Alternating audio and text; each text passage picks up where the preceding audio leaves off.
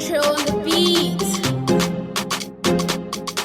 For those of you that are afraid, hey, hey, hey, you're not alone.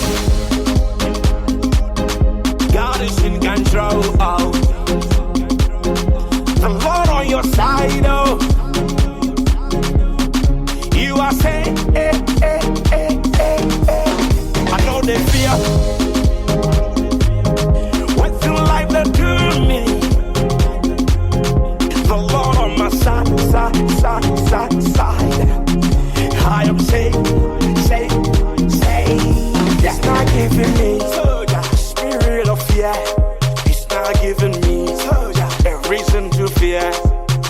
He has given me power and a sound mind. So I don't fear who. I don't fear who. I don't fear who. I don't fear who. You're not alone, no. God is in control. The Lord on your side. You are safe. You're not alone. God is in control. The Lord on your side. You are safe. I know they fear. Waiting like they do. The Lord on my side. I am safe. I'm not afraid. 'Cause I am not alone. God is in control. God is in control. I am not safe. I am not alone. God is in control. God is in control. God is in control. God is in control. I don't fear who.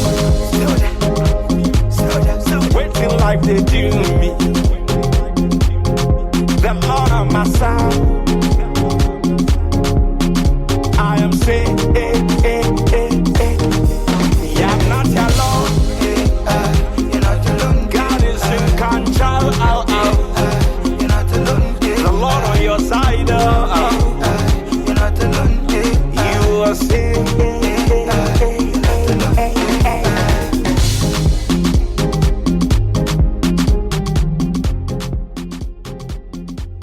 Praise be to God. We give God glory, honor, and praise. I'm so excited and I'm glad that I'm able to come to you again. One of the things that I seek to do today is just to say a big thank you to all of you. Just a big thank you. I didn't come to actually do a podcast today. I just came to officially thank all of you for the wishes and the prayer and the blessings that is kind of coming to me. I do appreciate it so much. Amen. And officially I turned 40. Amen.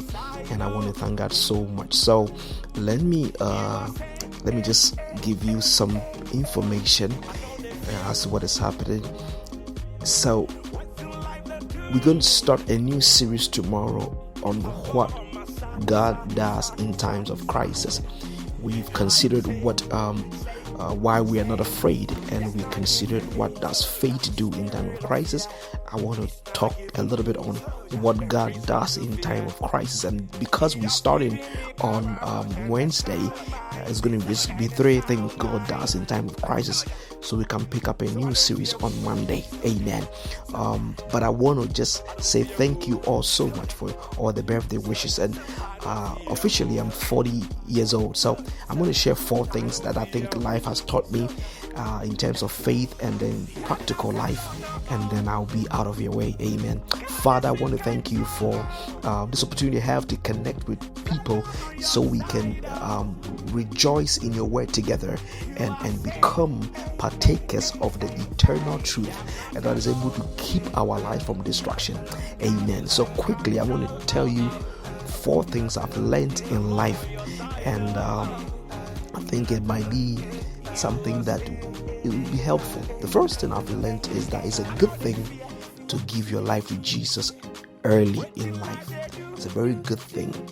It doesn't mean you're not going to make mistakes, but it saves you from major pain in life. And so I'm very grateful to God that around the age of 16 years old, I gave my life to Christ, and then I'm asking myself, if I had not given my life to Christ, where will be my life right now? It's just by God's grace. So it's a good thing. I want you to keep praying for your children, keep praying for your brothers. To know God early is to know life well. It's very critical. The second thing I have learned in life is this might shock you, but the second thing I've learned in these 40 years is that your actions control your life more than your prayers. Your actions control your life more than your prayers, and it's very important because most of the time you will realize that you are praying because of where you are standing.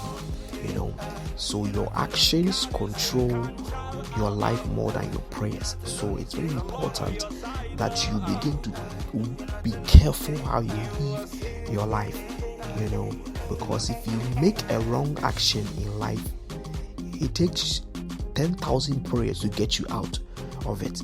So your actions are very, very important. And I think the third thing I've learned is the fact that what you like, what is so nice to you, what you think is so beautiful, what you think is perfect, what you think is like the best thing, to somebody else is the worst thing, is the most outrageous thing, is the most strangest thing. Let me say it again.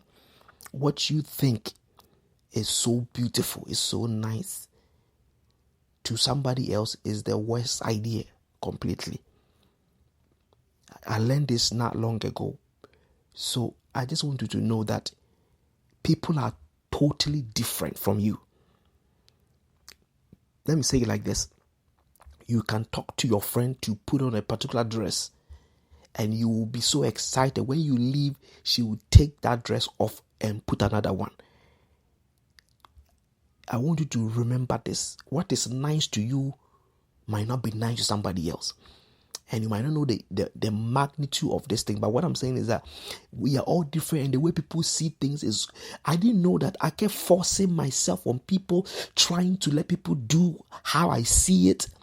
And I just learned not long ago, trust me, that what you think is nice, somebody don't see it as nice at all. You understand that? So it's very critical that you begin to accept that your view, your interest, your likes and your dislike doesn't mean that that's what somebody else likes. You give it to them. I have seen it before. You give it to them, you buy it free for them, they will thank you. So don't judge anybody. Because when I realized that mystery, I realized that in the same way, in their head, they think I'm crazy. Just as in my head, I'm thinking they're crazy for not liking what I'm doing for them. In their head, they think I'm crazy for them to like what I'm saying that you like. So you frustrate yourself in life if you don't understand the fact that the dress that you think is nice on you, somebody think is horrible. And the dress that you think is horrible on somebody think it's nice. You understand that? So understand that very well, because it's very, very important. And I learned it the very hard way. You will do so many things for people and they don't like it at all. People are so different. You can make a goat enjoy cake. That's what they say. People like what they like, and so live with people with that understanding. Else you'll be very shocked when you. So let me move on because I just came to share. Lastly, I told you clearly, emphatically, that the purpose of life is to know God. But I believe the meaning of life is to help people. The meaning of life is to help people. And if you are not helping anybody in life, you don't know the meaning of life. And so help people, help people. I don't know. I don't save money much because I want to help people. You know, God will take care of me. I believe God will take care of me. I want to help people. So I believe that's the meaning of life. That is the meaning of life. You know, when the pandemic started coming, people don't know what to do with their savings now. Help people. So these are the four things I think at the age of 40 I want to share with you. Number one is know God early in life. And number two is walk well, because your actions control your life more than your prayers. And number three is what you like is just you who likes it. And don't ever force what you like on people. And don't let nobody force what they like on you. And then lastly, I want to add by saying that the meaning of life is to help people. The purpose of life is to know God, but the meaning of life is to help people. All right, God bless you.